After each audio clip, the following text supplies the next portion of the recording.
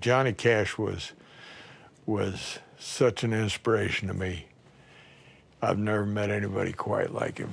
For years, I'd been his janitor at the recording studio, and I figured I would get his attention. I landed a helicopter on John's lawn. I almost landed on his house, but he wasn't even there. His groundskeeper came and picked up the tape that I was bringing. Then John made up this great story about how I landed there with a bottle of beer in one hand and a tape in the other.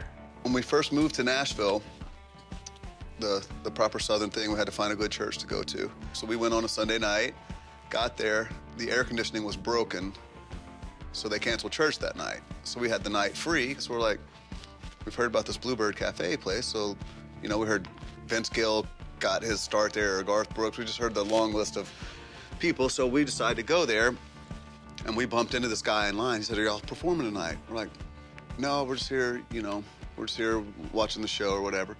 He's like, "Well, I'm a guitar player, so if you guys ever need, you know, a guitar player, let me know." We got his info, and at that time, we were just writing and singing a cappella, and that's how we found someone to put music to our lyrics, and then we ended up going back there and playing with that guy. So I would say Bluebird had a huge impact on the start of the band, and having to go there and sing at 7 a.m., 8 a.m. just to make the cut is a pretty brutal thing, especially just two guys with their voices, but we made the cut. You go down to the Bluebird and see people, you know, showcasing their songs, a lot of great musicians, and people that become really good friends. This is the place that people come to write songs.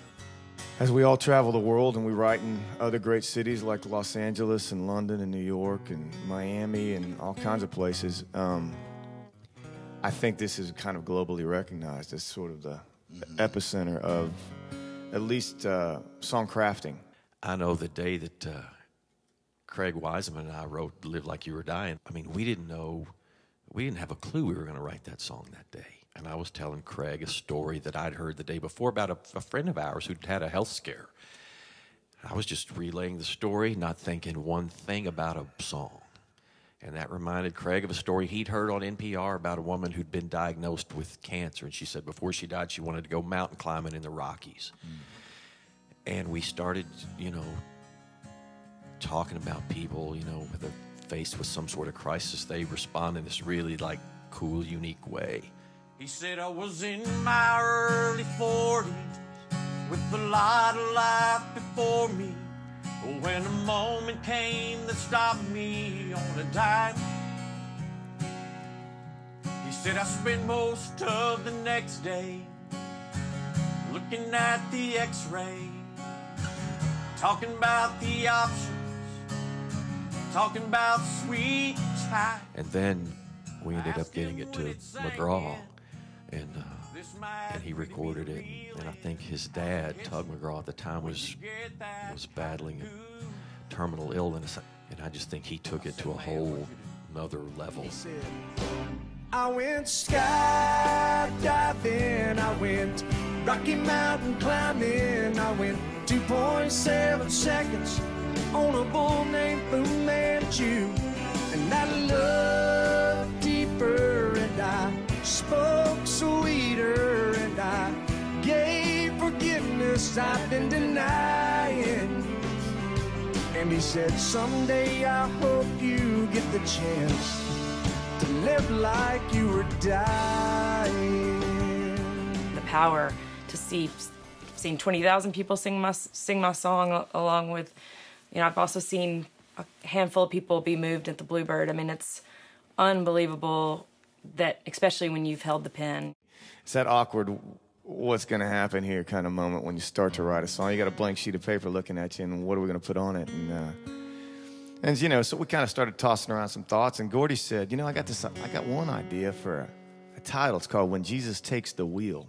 And I immediately laughed. I thought, well, that's about the silliest thing I ever heard. And Hillary kind of chuckled, and we kind of tried to get our heads around that for a minute and moved on to something else. What do you think? Well, let's talk about some other titles. That one, I'm not sure about that one. She had a lot on her mind, and she didn't pay attention. She was going way too fast. before she knew what she was spinning on a thin black sheet of glass. She saw both their lives flash before her eyes. She didn't even have time to cry. She was so scared. She threw her hands up in the air. The song, the reason that they're powerful is that they get immediately right to your heart and to your soul, and that's what changes the way you are.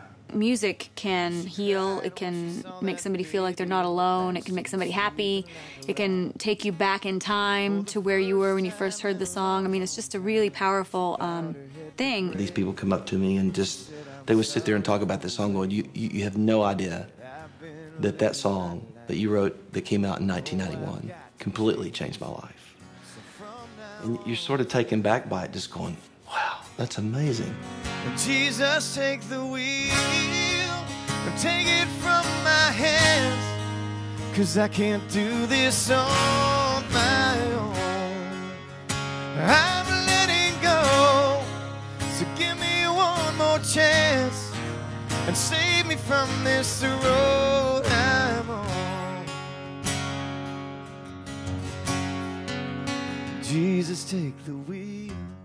We always wanted the song to be the best thing and then go from there. That's how the band was formed. It was like, well, we have a handful of songs that we think are pretty good.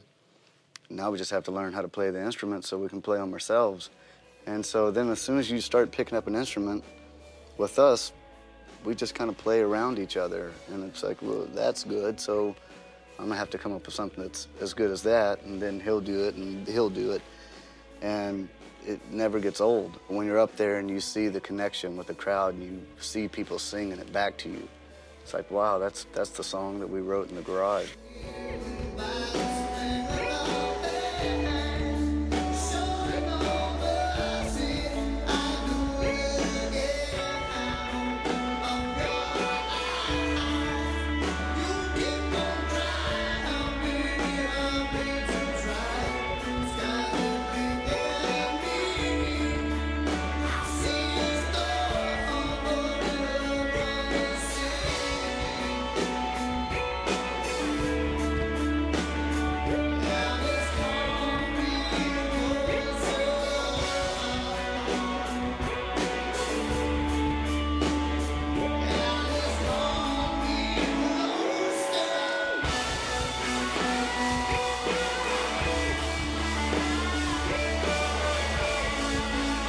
We've never ever made a song and then like hit playback in the studio and been like, oh man, that's gonna be like something big.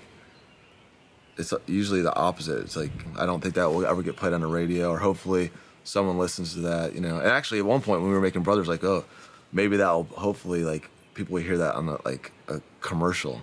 You know, who knows? That's the only way people were hearing our singles. I don't know, it's like our 5th record, man. We started to think about songs differently, and then we wrote a song and it became a radio hit. There is like a sense of challenge to write a song that is catchy but not cheesy. You know what I mean? Like fun to listen to, it's got hooks, but doesn't sound like pop drivel. First time I heard Chris Christopherson do Sunday Morning Coming Down, there was something about, and nobody's ever going to accuse, you know, Chris of being the greatest singer ever, but it kind of sent me off into this almost obsessive craze of trying to figure out who these songwriters were. It was the authenticity and the grit that I heard from the guy that had penned that song. The guys that know how to build that thing. I mean, man, I just saw Chris Christopherson sing a song, and it was like, really? I mean, it's like, I just want to, you know that he's erased better lines than I'll ever write. I'd smoke my brain the night before on cigarettes and songs that I'd been picking. But I lit my first and watched a small kid cussing at a can that he was kicking. Then I crossed the empty street and caught the Sunday smell of someone frying chicken. And it took me back to something that I'd lost somehow, somewhere along the way. On the Sunday morning sidewalks, wishing, Lord, that I was stoned. 'Cause there's something about a Sunday that makes the body feel alone. And there's nothing short of dying half as lonesome as the sound on the sleeping city sidewalks. Sunday morning coming down.